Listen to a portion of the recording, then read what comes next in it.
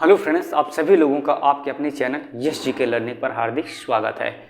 आज हम बात करने वाले बहुत ही बेहतरीन टॉपिक पर कि प्रतियोगी परीक्षा को क्रैक करने का रहस्य क्या है। किसी भी एग्ज़ाम को अगर आप तैयारी कर रहे हैं तो उसको कैसे क्रैक करें, इस पर हम बात करने वाले हैं।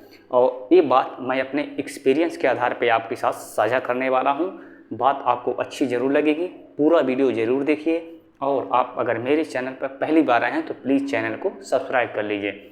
कुछ बातें हैं, 8 बातें हैं टोटल, मैं इसको बताने वाला हूं। अगर आप इसको फॉलो करेंगे तो ज़रूर आप अपने जीवन में सफल होंगे और एग्ज़ाम ज़रूर क्रैक कर पाएंगे। तो आइए देखते हैं कौन कौन सी वो बातें हैं। तो सबसे पहले आपको इसमें ध्यान देना है। पहला हमारा पॉइंट है ए, पहला है आत्ममूल्यांकन यानी सेल्फ इवैल्यूएशन। क्या है? आत्ममूल्यांकन, सेल्फ इवैल्यूएशन। अब ये क्या होता है? देखिए, किस एग्ज़ाम के आप काबिल हैं, आपके अंदर किसके लिए हैं, कौन सी काबिलियत हैं, आपसे बेहतर कोई नहीं जान सकता। तो आप जो है अपने आप को खुद एवल्यूएट करना है, खुद मूल्यांकन करना है, स्वयं से मूल्यांकन करना है ना। आपका देखिए, आप अपने अंदर देखिए आपका पकड़ किस सब्जेक्ट पर है। अगर मान लीजिए आपका मैथ्स पे पकड़ है, इंग्लिश पे पकड़ है, तो आप एसएससी की तैयारी कर सकते हैं, बैंक की तैयारी कर सकते हैं। अगर आपका इंग्लिश वीक है और आप ज़बरदस्ती जो है एसएससी की तैयारी कर रहे हैं, बैंक की तैयारी कर रहे हैं, तो आप अपने आप को धोखा दे रहे हैं। ये गलती नहीं करना है। आपके अंदर काबिलियत आपसे बेहतर कोई नहीं जानता।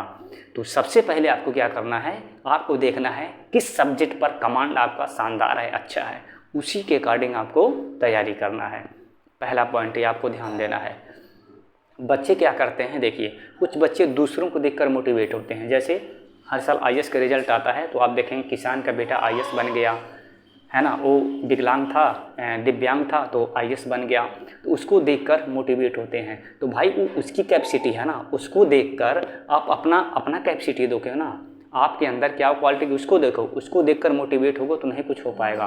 उसके अंदर अलग एबिलिटी है, यूनिक है, आपके अंदर वो चीज़ नहीं है। एक और एग्जांपल देता हूँ। मान लीजिए किसी को 100 किलो उठाने की क्षमता है, तो उसका देखकर आप मोटिवेट होंगे। आपको 50 किलो की भी उठाने की क्षमता नहीं है, अगला 100 किलो उठा रहा, आप देखकर दूसरे का मोटिवेट हो गए, आप भी लगे उठाने, दबकर मरना तय है। आपके अंदर 50 किलो उठाने की कैपेसिटी नहीं है, फिर भी आप दूसरे का मोटिवेशन देख करके ऐसा कर रहे हैं, तो ये गलती नहीं करना है। किस सब्जेक्ट पर आपकी अच्छी पकड़ है उसी एग्ज़ाम को आपको तैयारी करना है, ठीक है। जैसे मान लीजिए आपका थोड़ा सा मैथ ठीक ठाक है, इंग्लिश कमज़ोर है, तो यूपी ट्रिपल पीईटी के थ्रू जो वैकेंसी है, जैसे लेखपाल, बीडीओ, जूनियर असिस्टेंट, इन सब की एग्ज़ाम की तैयारी कर सकते हैं। मान लीजिए आपका इंग्लिश का कमज़ोर है ज़्यादा, तो आप जो है रेलवे एग्ज़ाम की तैयारी कर सकते हैं, ठीक है ना। मान लीजिए आप निबंध 10 लाइन का नहीं लिख पाते हैं और आईएएस की तैयारी कर रहे हैं, तो अपने आप को धोखा दे रहे हैं। तो ये गलती नहीं करना है। हाँ, किसी के कहने पर, किसी को दूसरे को देख करके मोटिवेट नहीं होना। आप अपने से खुद देखिए किस सब्जेक्ट पर आपका मन लगता है, कौन सा सब्जेक्ट पर आपका अच्छी पकड़ है, उसी सब्जेक्ट के अकॉर्डिंग आपको तैयारी करना है।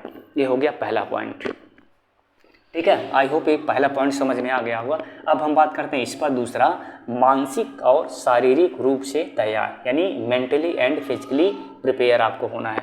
जब ये आप डिसाइड कर लेते हैं कि यानी किस एग्ज़ाम के लिए आपके अंदर काबिलियत है, किस सब्जेक्ट का आपको अच्छी पकड़ है, ये डिसीजन करने के बाद आपको शारीरिक और मानसिक रूप से तैयार होना है। मेंटली और फिजिकली, ऐसा नहीं कि मेंटली अगर तैयार हैं तो फिजिकली वीक हैं, कोई बीमारी है तो नहीं पढ़ पाएंगे।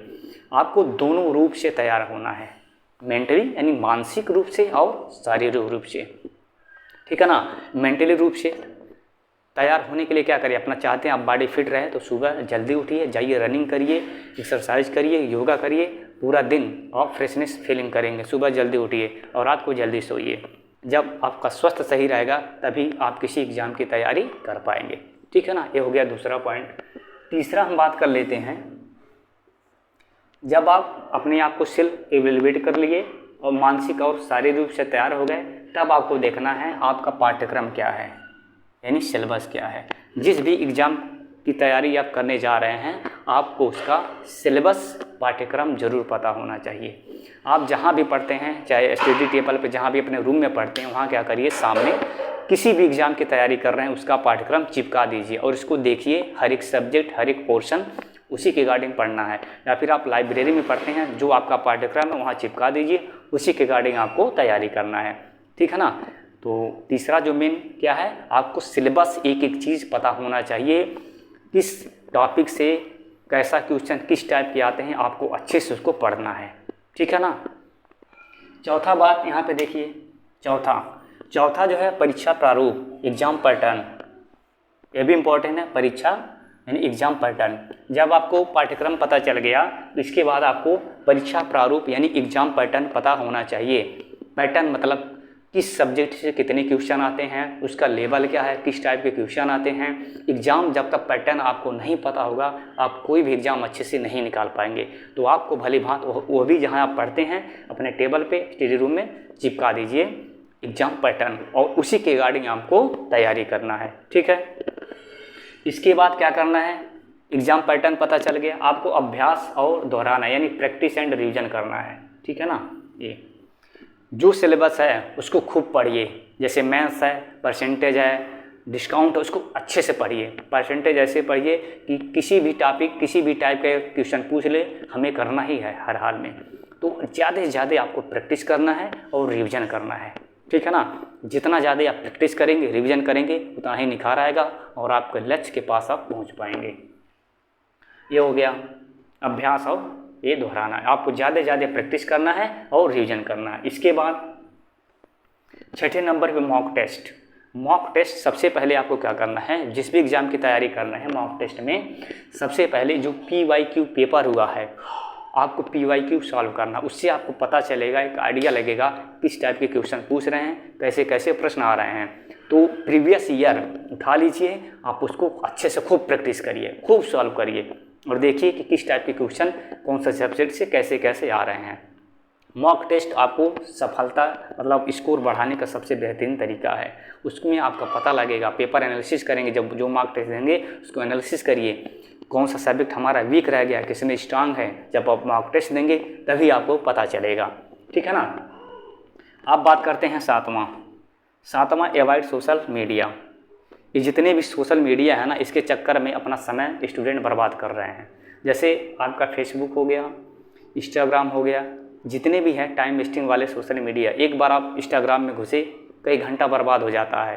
तो इन चीज़ों से दूर रहेंगे, जब जीवन भर मैं नहीं कह रहा हूँ, जब तक आप तैयारी कर रहे हैं 1-2 साल, तो उसको क्या करिए, थोड़ा दूरी बना लीजिए, सोशल मीडिया से दूरी बना लीजिए और दोस्ती यारी से भी थोड़ा दूरी बना रखिए, क्योंकि ये दोनों जो हैं आपका समय बर्बाद करने वाले हैं, टाइम वेस्टिंग फैक्टर हैं। तो इनसे दूर रहेंगे, आपके पास समय बचेगा और अच्छे से आप पढ़ पाएंगे, ठीक है ना। ये बात बहुत इंपॉर्टेंट है, इसके चक्कर में लोग अपना समय बर्बाद कर रहे हैं, सोशल मीडिया के चक्कर में उतना नहीं पढ़ना है। लास्ट वाला हम बात कर लेते हैं, ये देखिए समय प्रबंधन, टाइम मैनेजमेंट। अब इसमें क्या है, टाइम मैनेजमेंट के बारे में हर कोई बताता है। देखिए 24 घंटा सभी के पास होता है, किसी के पास 24 घंटा 1 मिनट भी नहीं है। 24 घंटा सभी के पास होता है, उसी में किसी का फर्स्ट रैंक आता है कोई भी एग्ज़ाम में और किसी का सिलेक्शन नहीं हो पाता है। तो आपको टाइम मैनेजमेंट अच्छे से करना है। आपको जहाँ से लगे कि आपका समय बर्बाद हो रहा है, जहाँ से लगे समय बर्बाद हो रहा है उसको छोड़ देना है। जैसे सोशल मीडिया पे आपको लगता है टाइम बर्बाद हो रहा है, उसको छोड़ दीजिए। दोस्ती यारी में ज़्यादा आप लगे रहते हैं, उसको भी आपको छोड़ देना है। यानी जहाँ से लगता है आपका समय बर्बाद हो रहा है, आपको समय बचाना है, ठीक है ना। कोई कहता है यहाँ चलना, सीधे मना कर दो। आपको टाइम मैनेजमेंट अच्छे से करना है, ज़्यादा से ज़्यादा आपको पढ़ाई पर फोकस करना है, ठीक है ना। 24 घंटे में जितना आप पढ़ पाइए, 8 घंटा सोने के लिए है, ठीक है ना। बाकी जो बचता है उसको आप खूब पढ़िए, खूब प्रैक्टिस करिए। 2-3 साल आप थोड़ा रुक जाइए, बाकी बाद में आप सोशल मीडिया यूज़ कर लेना। जब तक एग्ज़ाम की तैयारी कर रहे हैं तब तक इन चीज़ों से बचना है। और टाइम मैनेजमेंट सबसे बेहतरीन करने का जो तरीका है, सुबह आप जल्दी खाना खाकर सो जाइए और रात को जल्दी खाना करके सोना है और सुबह जल्दी उठना है। 5 बजे उठ जाइए, थोड़ा टहलिए, एक्सरसाइज करिए और सुबह की शुरुआत जल्दी से करेंगे तो आपके पास पूरा समय रहेगा और टाइम आप जो है अच्छे से मैनेजमेंट कर पाए। तो फ्रेंड्स, किसी भी एग्ज़ाम को निकालने का सबसे बेहतरीन मापदंड है, अगर 8 टिप जितनी 8 बातें अगर मैंने बताया है, इसको अगर आप अच्छे से फॉलो करते हैं तो आप जीवन में ज़रूर सफल होंगे। तो फ्रेंड्स, आप हमें कमेंट बॉक्स में कमेंट करके ज़रूर बताइए कि वीडियो कैसा लगा, और मेरी बात आपको अगर फ़ायदे आता है, आपके लिए लाभप्रद है, तो ज़रूर चैनल को सब्सक्राइब कर लीजिए और शेयर कर दीजिए। तो इस वीडियो में इतना ही, मिलते हैं नेक्स्ट वीडियो में।